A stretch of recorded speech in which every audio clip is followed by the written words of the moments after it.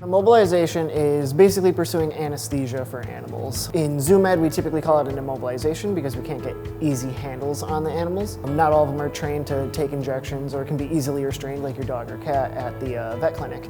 And so for some animals, we have to pursue masking them down in a chamber, or in Hannah's case, the zebra that's coming up, we have to pursue a dart immobilization where we administer anesthetics via a pneumatic dart. She was immobilized to pursue an annual exam. So like you should go into your doctor, or your dogs and cats should go into the doctor annually, we also pursue that for a lot of our animals.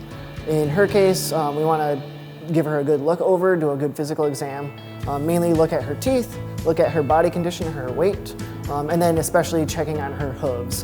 She has a history of growing her hooves a little bit long, which can predispose her to being sore. So we actually had our farrier here on a scheduled day to evaluate her feet. And then another thing we did was we had a theriogenologist out, which is like a reproductive medicine specialist, to evaluate her for how is her reproductive tract doing if she's pregnant. And unfortunately, she wasn't pregnant, but we always take advantage of the opportunity when we have our animals immobilized, because there are some risks. We like to make sure that we can get as much information from the exam as we can. In order to fully evaluate the hooves, x-rays are very important. So the hoof is essentially an overgrown fingernail that these animals evolved to walk on. And because that hoof and that bone are basically intermingling with each other, you can't see the bones inside, you need x-rays in order to evaluate them. You can look for signs of arthritis. You can look for changes in the way the hoof is growing to evaluate, are we predisposing ourselves to hoof conditions, or is everything lined up and oriented well to the point where we're probably not going to have issues and we're just a little bit overgrown. Overall, the immobilization went very well.